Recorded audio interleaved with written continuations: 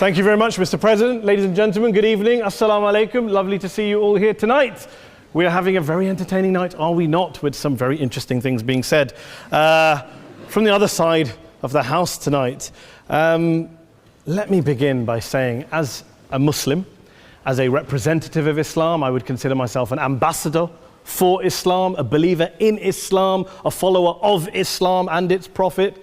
So in that capacity, let me begin by apologizing to Anne-Marie for the Bali bombings. I apologize for the role of my religion and me and my people, for the killing of Theo van Gogh, for 7/7. Yes, that was all of us. That was Islam, that was Muslims, that was the Quran. I mean, astonishing claims to make in the very first speech tonight, on a day like today, where the Conservative Prime Minister of the United Kingdom is having to come out and point out that these kind of views are anathema. And I believe you're trying to stand for the Labour Party to become an MP in Brighton. If you do, and you make these comments, I'm guessing you'll have the whip withdrawn from you, but then again, UKIP's on the rise, they'll take you, the BNP, they might have something to say about your views. This is what Mehdi Hasan always does. By the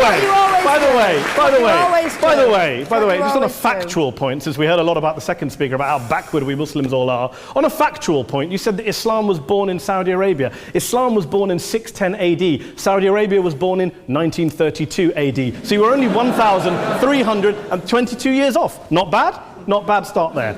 Talking of maths, by the way, a man named Al-Khwarizmi was one of the greatest mathematicians of all time, a Muslim, worked in the golden age of Islam. He's the guy who came up with not just algebra, but algorithms. Without algorithms, you wouldn't have laptops. Without laptops, Daniel Johnson tonight wouldn't have been able to print out his speech in which he came to berate us Muslims for holding back the advance and intellectual achievements of the West, which all happened without any contribution from anyone else other than the Judeo-Christian people of Europe. In fact, Daniel David Levering, the author of the Pulitzer Prize-winning historian and author of The Golden Crucible, points out that there would be no Renaissance, there would be no Reformation in Europe without the role played by Ibn Sina and Ibn Rushd and some of the great Muslim theologians, philosophers, scientists in bringing Greek texts to Europe. As for this being our university, I will leave that to the imagination as to who is our and who is there. I studied here too. An astonishing set of speeches so far making this case tonight. A mixture of just cherry-picked quotes, facts and figures, self-serving, selective, a farrago of distortions, misrepresentations, misinterpretations, misquotations. Daniel talked about my article in the New Statesman, which got me a lot of flack, where I talked about the anti-Semitism that is prevalent in some parts of the Muslim community, which indeed it is. Of course, I didn't say in that piece that it was caused by the religion of Islam. In fact, modern anti-Semitism in the Middle East was imported from, finish the sentence, Christian, Judeo-Christian Europe, where I believe some certainly bad things happened to the Jewish people. In fact, Tom Friedman, Jewish-American columnist in the New York Times, told me in this very chamber last week that he believed, had Muslims been running Europe in the 1940s, 6 million extra Jews would still be alive today. So I'm not going to take lessons in anti-Semitism from someone who's here to defend the Judeo-Christian values of a continent that murdered 6 million Jews. Moving swiftly on. Yes. Absolutely. Well, I'm about to make that point. No, I'm about to make that point. You're right. I agree with you 110%. That is my point. I don't think Europe is evil or bad. I'm a very proud European. I don't want to judge Europe on that basis, but if we're going to play this gutter game where we pull out the Bali bombing and we pull out examples of anti-Semitism in the Islamic community, then of course I'm going to come back and say, well, hold on. I mean, look, let's be very clear. Daniel here was a last-minute replacement for Douglas Murray, who had to pull out. And Douglas and I have a well-documented differences, but to be fair to Douglas, as to be fair to Anne-Marie and to Peter, Atheists see all religions as evil, violent, threatening. What the problem I have with Daniel's speech is that Daniel comes here to run this robust defense of Christianity, forgetting that his fellow Christians, people who said they were acting in the name of Jesus, gave us the Crusades, the Spanish Inquisition, the anti-Jewish pogroms, European colonialism in Africa and Asia, the Lord's Resistance Army in Uganda, not to mention countless arson and bomb attacks on abortion clinics in the United States of America to this very day. I would like a little bit of humility from Daniel first before he begins lecturing other communities and other faiths on violence, terror, and intolerance. But, no thank you. Some water. But I would say this, to address the gentleman's very valid point here, I'm not going to play that game. I don't actually believe that Christianity is a religion of violence and hate because of what the LRA does in Uganda or what Crusaders did to Jews and Muslims in Jerusalem when they took back the city in the 12th or 13th or whatever century it was.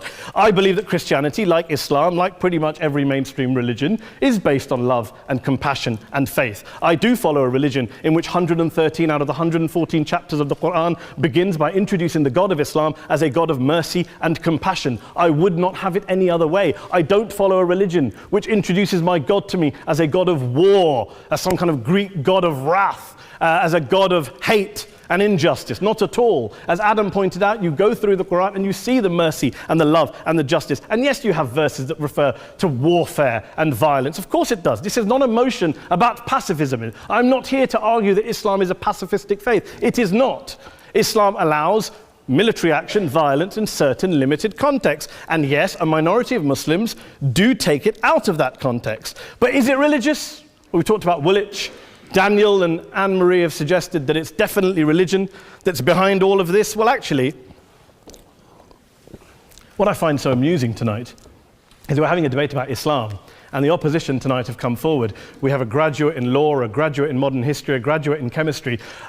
And, you know, I admire all of their intellects and their abilities, but we don't have anyone who's actually an expert on Islam, a scholar of Islam, a historian of Islam, a speaker of Arabic, even a terrorism expert or a security expert or a pollster, let alone to talk about what Muslims believe or think. Instead, we have people coming here, putting forward these views, putting forward these sweeping opinions. Listen to Professor Robert Pape of the University of Chicago, one of America's leading terrorism experts, who, unlike our esteemed opposition tonight, studied every single case of suicide terrorism between 1980 and 2005, 315 cases in total. And he concluded, and I quote, "There is little connection between suicide terrorism and Islamic fundamentalism or any of the world's religions. Rather, what nearly all suicide terrorist attacks have in common is a specific secular and strategic goal to compel modern democracies to withdraw military forces from territory that the terrorists consider to be their homeland." And the irony is, when we talk about terrorism, the irony is that the opposition and the Muslim terrorists, the Al-Qaeda types, actually have one thing in common, because they both believe that Islam is a warlike, violent religion. They both agree on that. They have everything in common. Osama bin Laden would be nodding along to everything he's heard tonight from the opposition side. He agrees with them. The problem is that mainstream Muslims don't. The majority of Muslims around the world don't. In fact, a gentleman here started quoting all sorts of polls. Gallup carried out the biggest poll of Muslims around the world of 50,000 Muslims in 35 countries. 93% of Muslims rejected 9/11 and suicide attacks. And of the 7% who didn't, they all, when polled and focus grouped, cited political reasons for their support for violence, not religious reasons. And as for Islamic scholars and what they say, well, Daniel talks about our University of Oxford. We'll go down to Oxford Centre for Islamic Studies, get hold of a man named Sheikh Afifi al-Akiti, who is a massively well-credentialed and well-respected Islamic scholar who has studied across the world, who in the days after 7/7 published a fatwa denouncing terrorism in the name of Islam, calling for the protection of all non-combatants at all times, and describing suicide bombings as an innovation with no basis in Islamic law. Go and listen to Sheikh Tahir al-Qadri, one of Pakistan's most famous Islamic scholars, who published a 600-page fatwa condemning the killing of all innocents and all suicide bombings unconditionally without any ifs or buts. There's nothing new here. This is mainstream Islam, mainstream scholarship, which has said this for years. You don't go out and kill people willy-nilly in the high street or anywhere else, on a bus or a mall, based on verses of the Quran that you cherry-pick without any context, any understanding, any interpretation, or any commentary. Point of information. Please. Well, it doesn't happen apparently. I didn't say it doesn't happen at all. I never said it didn't happen. I don't blame Islam. Yes, it's a very good point. And a lot of us are campaigning against that. And we're campaigning against it in the name of Islam. We're campaigning against it in the name of various interpretations of Islam. Anne-Marie comes and scares us with her talk of Sharia law. I would like to see the book of Sharia law. It doesn't exist. People argue over what Sharia law is. And you empower the extremists by saying there is only one version. You empower them all. I don't believe you took any interruptions, Anne-Marie, so I think you should stay there for a moment. Several countries. Here's what we're dealing with. Here's what we're dealing with. I took your point. Here we are dealing with a 1400-year-old global religion followed by 1.6 billion people in every corner of the world, a quarter of humanity, of all backgrounds, cultures, ethnicities. And yet the opposition tonight wants to generalize, stereotype, smear in order to desperately win this debate. And here's my question, if we're going to generalize and smear.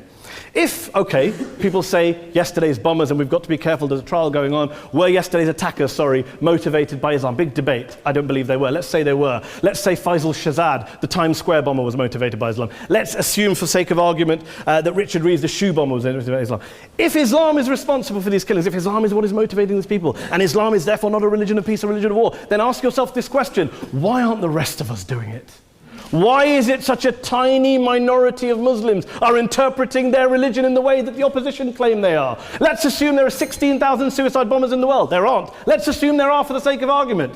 That's 0.001% of the Muslim population globally. What about the other 99.99% of Muslims who the opposition tonight either ignore or smear? The reality is that the rest of us aren't blowing ourselves up tonight. The reality is that the opposition came here tonight not worried about the fact that me and Adam might pull open our jackets and blow ourselves up tonight because we're followers of a warlike warrior religion which wants to take over Europe and Daniel's university. The issue is this.